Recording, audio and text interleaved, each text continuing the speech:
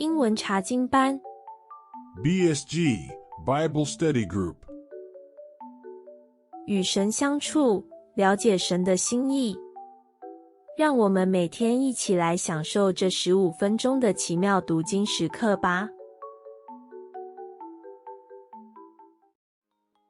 今日经文，聆听上帝对你说话，向神敞开心灵，求神亲自引导。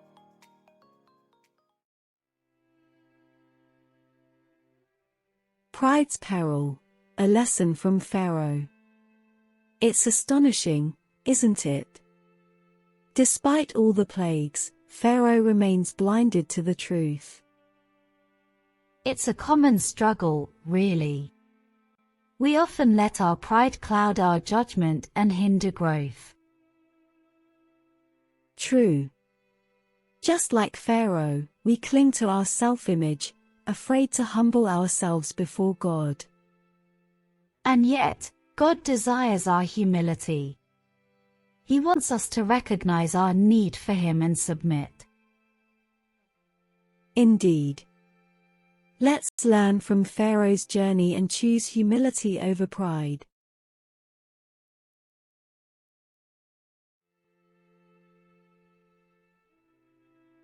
From a symbolic perspective, both accounts underscore the divine response to human conduct, emphasizing consequences and rewards.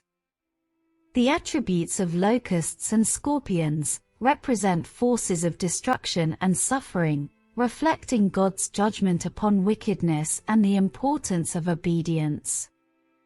These hold moral lessons and spiritual insights, conveying the significance of adhering to God's will and embracing faith.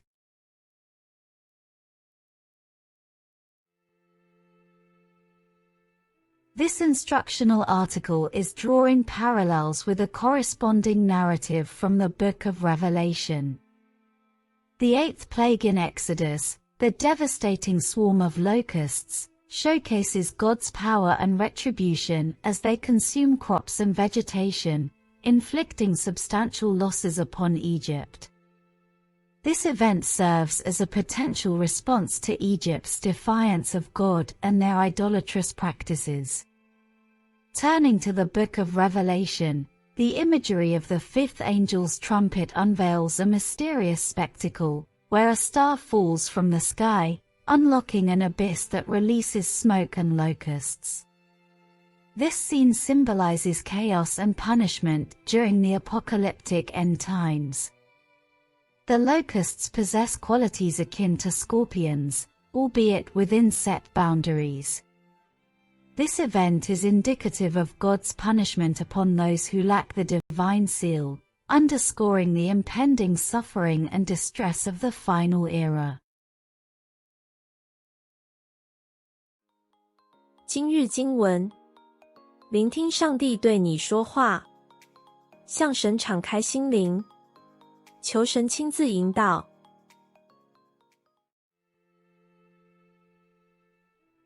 Then the Lord said to Moses, Go to Pharaoh, for I have hardened his heart, and the hearts of his officials, so that I may perform these signs of mine among them, that you may tell your children and grandchildren how I dealt harshly with the Egyptians, and how I performed my signs among them, and that you may know that I am the Lord.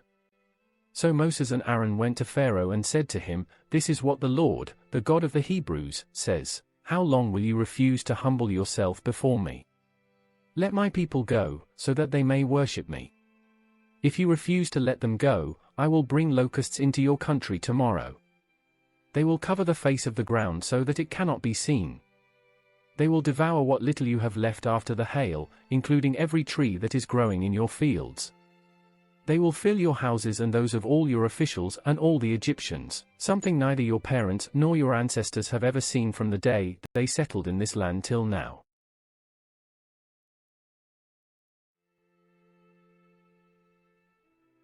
Then Moses turned and left Pharaoh. Pharaoh's officials said to him, How long will this man be a snare to us?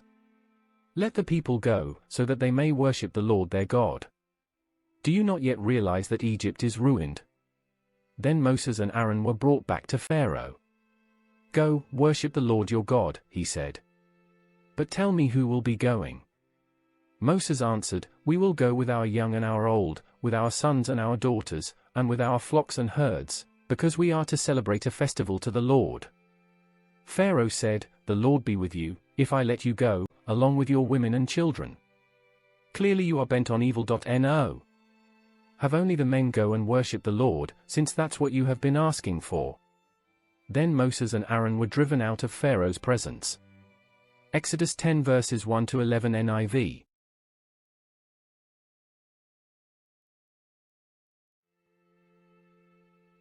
Yielding to God's will, lessons from Pharaoh. Pharaoh's stubbornness reflects our own resistance to acknowledging God's sovereignty and our reluctance to submit to his will. This narrative highlights the concept of yielding, recognizing God's authority in all matters and humbly accepting his direction.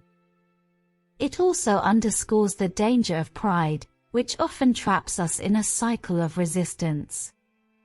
Pharaoh's partial obedience demonstrates the insufficiency of mere compromise. Wholehearted obedience is necessary to avoid impending calamity. Like Pharaoh, we must learn to prioritize God's will and fully submit, breaking free from the grip of pride.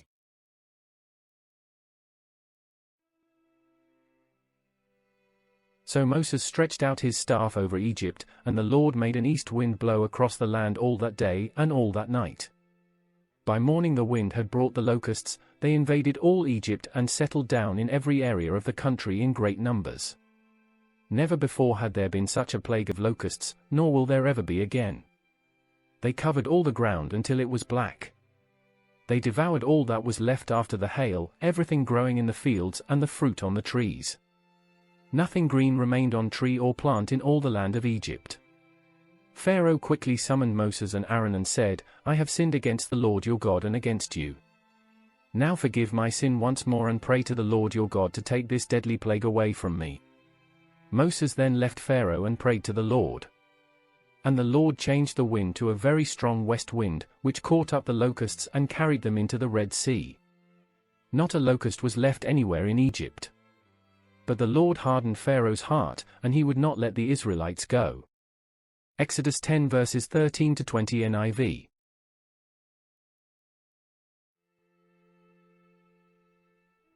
Divine sovereignty unveiled, the plague of locusts.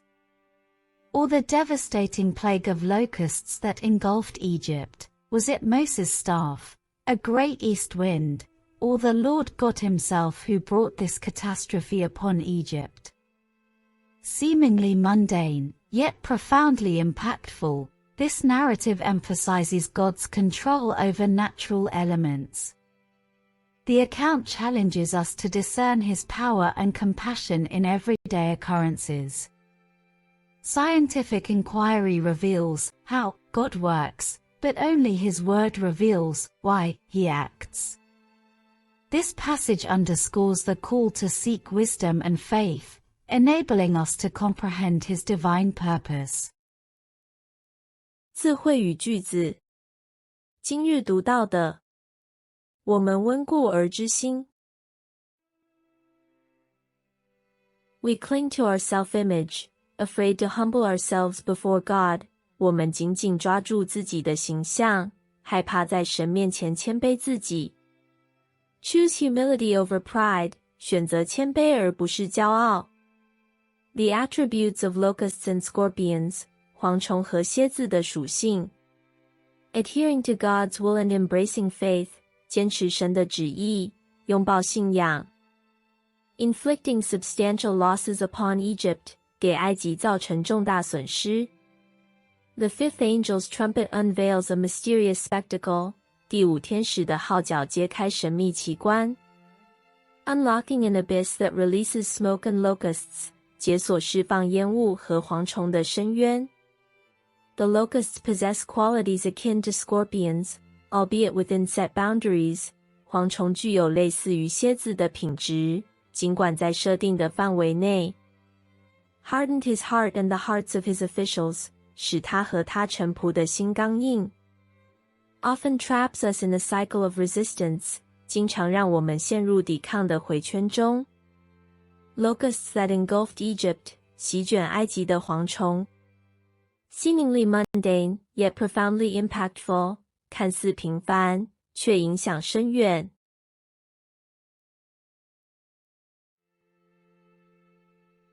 Scorpion. Arachnid. I saw a scorpion crawling across the desert sand. Adhere. Stick, cling. Separate, detach. The bandage should adhere to the wound to keep it clean. Inflict. Impose, cause. Alleviate, soothe. The storm inflicted severe damage on the coastal town. Spectacle. Sight, view. Hidden, invisible. The fireworks display was a spectacular sight. Abyss. Chasm, gulf. Peak, summit. The cave led to an abyss that seemed endless. Albeit. Although, even though. Despite, in spite of. She agreed to go, albeit reluctantly. Engulfed. Submerge, swallow up. Expose, uncover. The city was engulfed by a massive sandstorm. Mundane. Ordinary, common. Extraordinary, remarkable. He found joy in the mundane tasks of everyday life.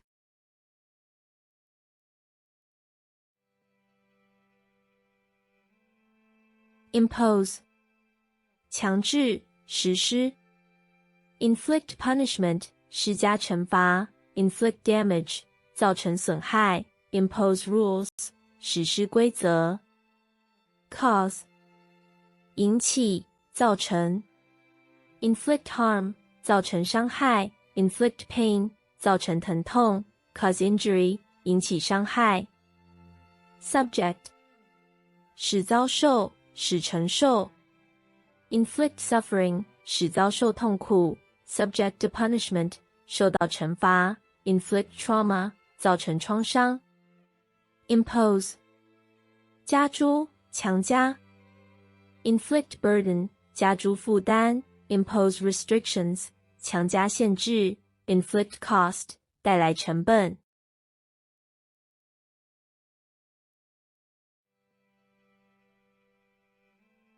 overwhelmed, 压倒，淹没 engulfed by emotions, 被情感淹没 overwhelmed by tasks, 被任务压倒 engulfed in darkness, 陷入黑暗 consumed, 被吞噬，被占据 engulfed by thoughts, 被思想占据 consumed by work, 被工作吞噬 engulfed in flames, 被火焰吞噬 submerge, 淹没，浸没 engulfed in water, 被水淹没 submerged in sadness, 沉浸于悲伤 engulfed by darkness, 被黑暗淹没 ordinary, 普通的，平凡的 mundane tasks, 平凡的任务 mundane activities, 普通的活动 escape from the mundane, 逃离平凡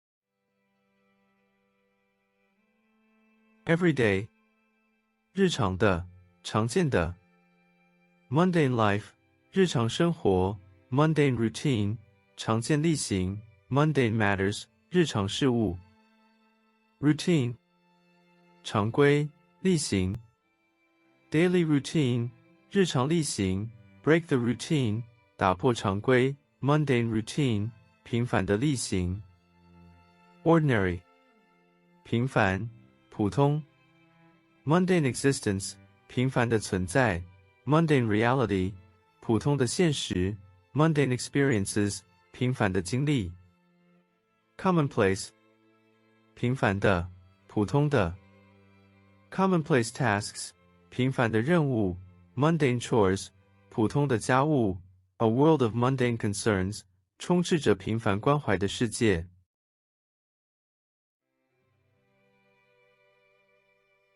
pest 害虫 insecticide 杀虫剂 pest control 害虫控制 infestation 寄生侵袭 rodent 鼠类动物 parasite 寄生虫 vector 媒介生物 pesticide resistance 农药抗性 extermination 灭绝消灭 biological control 生物防治 invasive species 入侵物种 fumigation 熏蒸 pest management 害虫管理 larva 幼虫 nuisance 麻烦事 entomology 昆虫学 repellent 驱虫剂 integrated pest management 综合害虫管理 insect resistant 抗虫的 chemical control 化学防治 What the locust swarm has left the great locusts have eaten. What the great locusts have left the young locusts have eaten. What the young locusts have left other locusts have eaten. Joel Chapter 1他们捡了蝗虫所剩的，蝗虫所剩的呢？捡了妹子所剩的，妹子所剩的呢？将一切捡去，因为不知道要到几时的就荒凉了。约珥书 The control of nature is a phrase conceived in arrogance when it was supposed that nature exists for the convenience of man.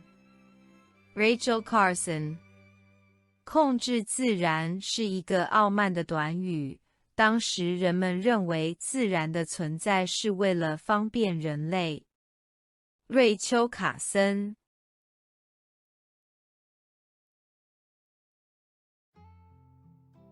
读经祷告，就在祷告的时候，我们能够感受到他的同在和安慰。用敬虔、谦卑和专注的心，神会听到并回应我们的祷告。祷告默想你的回应，并献上心志。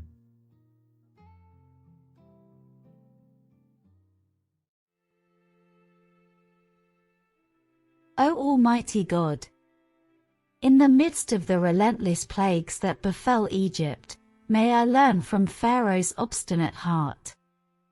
Let not pride blind my eyes to your sovereign might and wisdom. Grant me the humility to heed your teachings, that I may not walk the path of stubbornness. May I bow before your authority, recognizing that true strength lies in submission to your divine will. As locusts consumed Egypt, let your grace consume my ego. Lead me to the path of wisdom, breaking the chains of arrogance that I may yield to your loving guidance.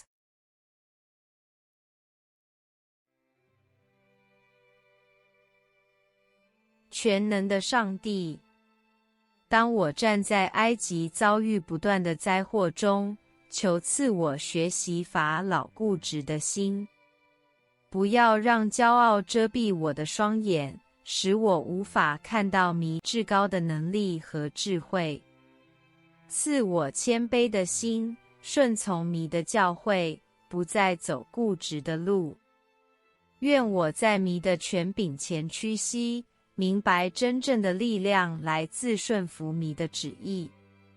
愿祢的恩典改变我的自我，引导我走向智慧之路，打破骄傲的枷锁，使我能顺从祢慈爱的引导。